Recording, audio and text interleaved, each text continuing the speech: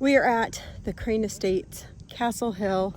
Yeah, cool. Look at that view. Let's look at that view real quick. We're gonna find a beautiful place to eat. How about that? This looks beautiful. I know, this is beautiful. Maybe we could go over to that tree right there. Maybe. Let's go in here. Look right here.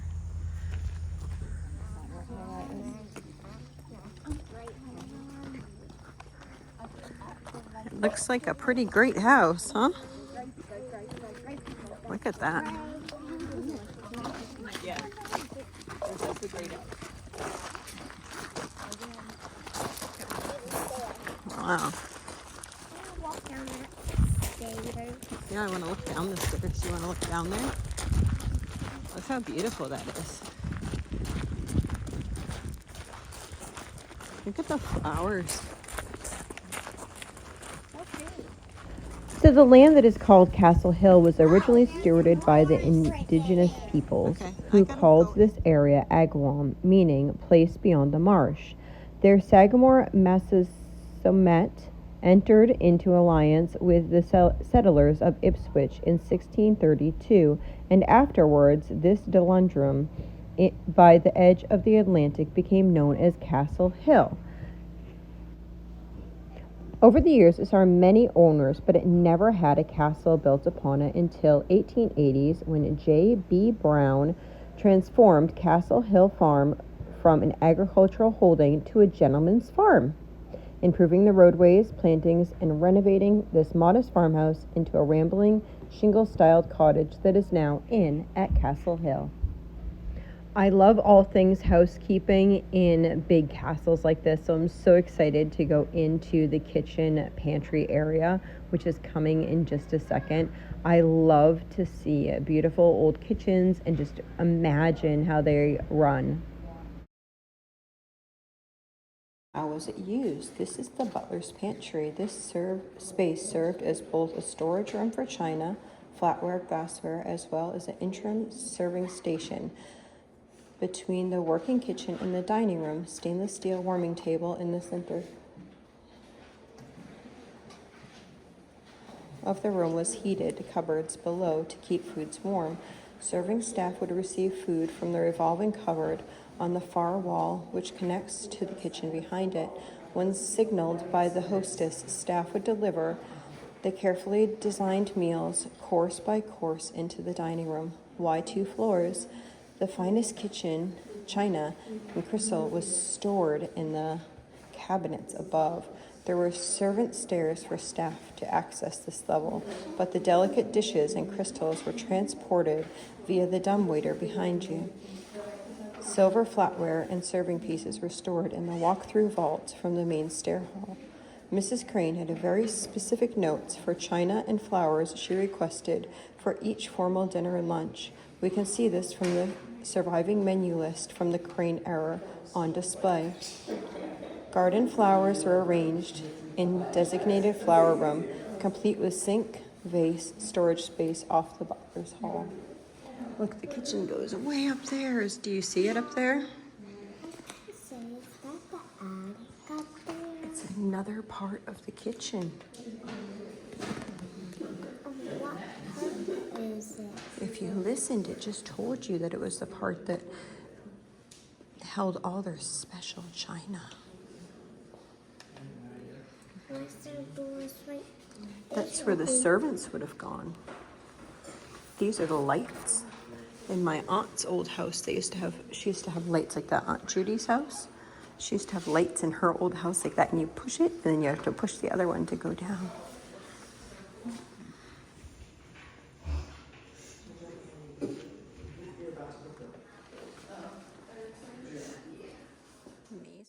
So I was thinking that we could actually do this field trip for free because on the website it looked like it was optional to pay an entrance fee. But that was incorrect. There was actually a cost to getting in here. So I ended up buying a membership for this place. Dining, neoclassical architecture with its striking columns, bold cornice moldings, elaborate fireplace, greeted guests who came to dine at Castle Hills. The columns and small windows in the swinging doors allowed servants to pass discreetly between the kitchen and the formal dining space. The vivid green wall color and glazed work are the original to the Crane color palette, adding a dramatic flair to each room while connecting the room's interior to the lush outdoor landscape. Past the Melba toast, many of an elegant dinner was hosted in this space. Thanks to surviving menus from 1940, we know that visitors who dined here included socialties, heads of industry, adventurers, scientists, including an oceanographer. The menus outlined every detail, including each food course, serving dish, and complimentary floral arrangement. Fun fact, a flower room in a servant's area was used to arrange the bouquet of specific containers. What elegant details do you include when special guests dine at your house?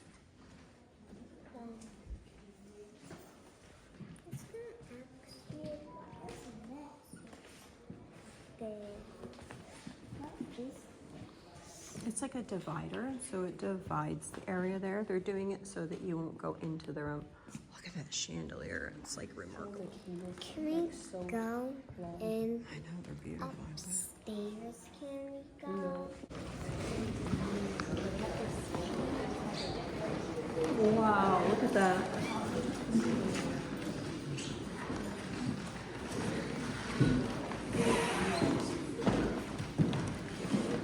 Ooh, look up. Families often display formal portraits in their homes, but rarely on the ceiling. This oil-on canvas mural was created by Chicago artist Abram Poole, French architect David Alder, who was inspired by Camera dei Sposi, or a bridal chamber within the Ducal Palace of Matuna. Here, Italian nobs are replaced by young Cornelius Crane and his stylish sister, Florence, members of this household staff, and even Miss Crane's beloved Siamese cat. Look down. The wooden flooring in the rotunda incorporates the design of a compass rose. This is several reference of sailing that architecture Dave Alder used throughout Crane's summer home to reflect the family's possession of the tree for the sea. The floor. The Grand Piano.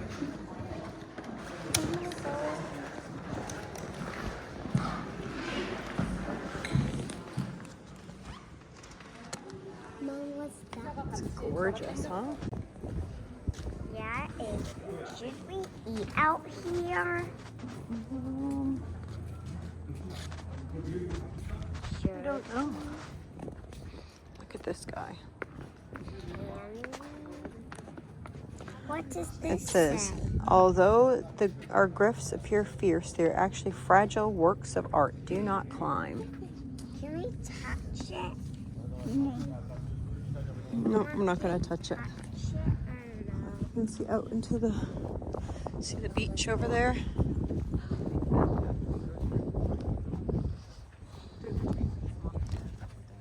Do you want to ask Dad if he wants to come this way? I think if you go down, there's that other part of the castle. It looks like there's like a little beach over there. Okay. Wait, are we going way, way, way down there? We're going to go down to this other section, like right here. See how there's the people 1, 2, 3, 4, 5, 6 on the side? See them on each side? Yes. I don't know. We'll see. I'm not sure if we can eat on this side. We can probably eat on the other side, though. Because those are big gigantic humans. So inside of the house, you can get tours of the house. The whole downstairs was actually open that day, which was a blessing. You can get tours of the house, but you can't do it the day of. You have to order those online ahead of time. Children under 18, if you have a membership, are free, and then it's $15 for people over 18. So we might end up doing that at a later period. But we were able to enjoy the whole downstairs, which was really nice. Just some of the carvings and paintings, and yeah, just very detailed, which is gorgeous. And then you come back here and it's like this secret oasis. The camera is not picking it up at all. When you walk out the door, you can see the ocean straight down on this hill. You probably can't tell that you're like going down a hill, but you're going down a hill here. There's like 4 hills, and so you're going down, and to the right you can also see, I believe it's Crane Beach. Yes, I believe it's Crane Beach to the right as well. So it's just this gorgeous, like breathtaking view, but it's hard to really pick that up on the camera. So here is the whole other like section. So this was really fun. You can come here and like, I think you could have a picnic and stuff like out here. We ended up not doing it on this side. We went to the other side, but there's trails and everything all along here. It just, yeah, it's really gorgeous.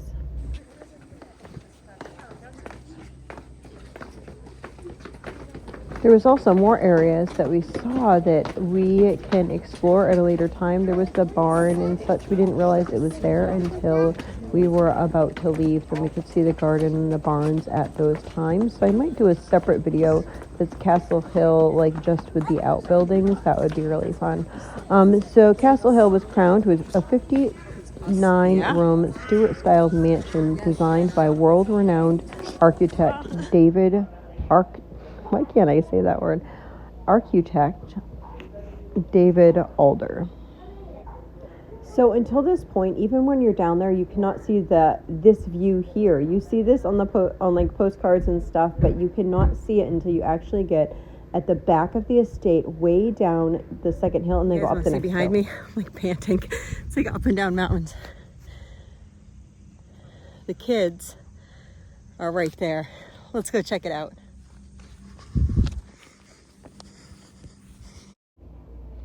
So it's really like a gem because you can't see that unless you tend to go up that hill right there. If I just turned around, you could only see the lower portion. You can't see the full estate. So it's really interesting. So I ran up the hill. So then, of course, Mom, panting. Yes, because I ran up a fairly large hill to take the picture before all the kids left the area. Because if I took too long, they would have wandered off before I got the picture I wanted to take. But here they are coming now.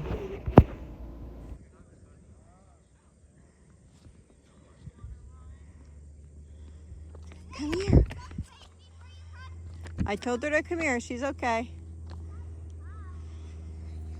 Come here. Come on, ready?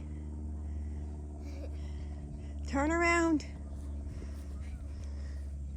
Turn around that way. You were in that castle. Did you see that?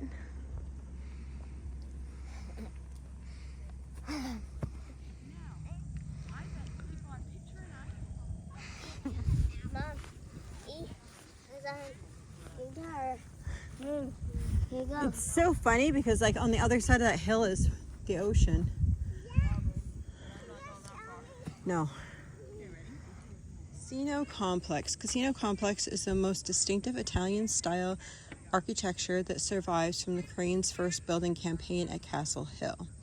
The buildings were designed by Boston architect Shepley, Ruin, and Coolidge.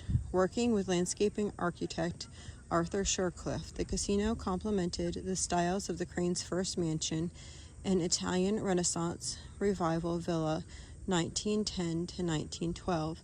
The key element was Shercliffe's rolling European lawn and mall, known as Grand Alley. Despite the images the word brings to mind today, the complex was not built for gambling. The casino was an area for entertaining, with accommodations and a pool away from the main house. Casino means little house in Italian and is a long term used to describe small dwellings with landscapes surrounding a villa. The Crane's own Italian casino was graced with classical-inspired sculptures and lighting fixtures, rows of balustrades and urns, plantings similar to those of Old World Tuscan estate. It featured an in-ground saltwater pool, 2 guest pavilions or pool buildings, the large retaining wall or side stairwell and dressing rooms below. Under casino's central arches, Laga. What you'd find picture tile featured Castle Hill turret marks the date of this project.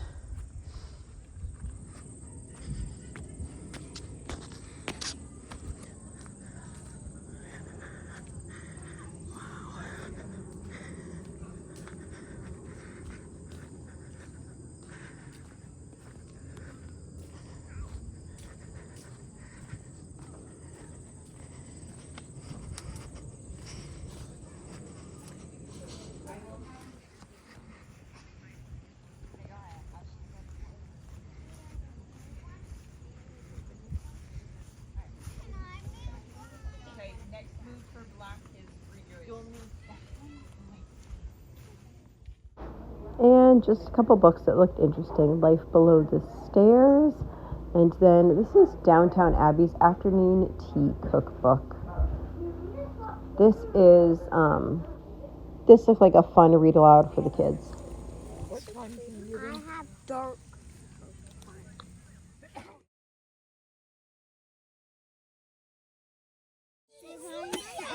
Woo!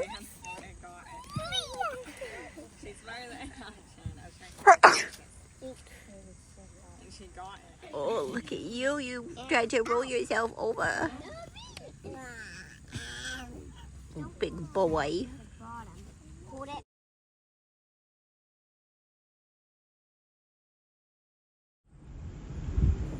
So driving back, we saw this, and it's almost like a little secret garden. So we were going like down and around to the other side and could see this little thing. I was hoping that we could maybe park outside of it and I could jump out and give you guys a peek, but we had cars behind us, so we were unable to do that. But it just looked like a really cool place to hide and have fun. Had I known it was like that close, the maps were not very good with this. Had I known it was that close, we would walk down behind it. Look at that. Gorgeous.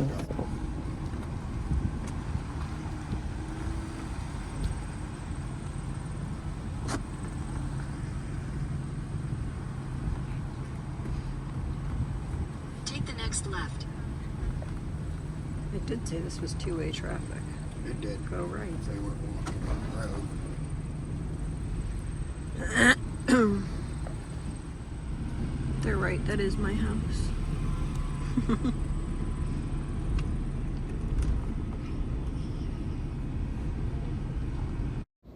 So this down here is the spot that I was talking about to explore later.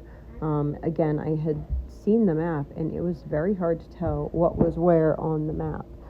So yeah, but it looks fun. Lots of different buildings and stuff to explore. I saw it. Little tuckered out. So that was our day. We had a wonderful day at the Crane Estates, and yeah, if you get the chance, it is in Ipswich, Mass, which is near Topsfield. It's about an hour or so from our house, so we really enjoyed ourselves. We'll probably go back again, and I hope you have a blessed and wonderful day.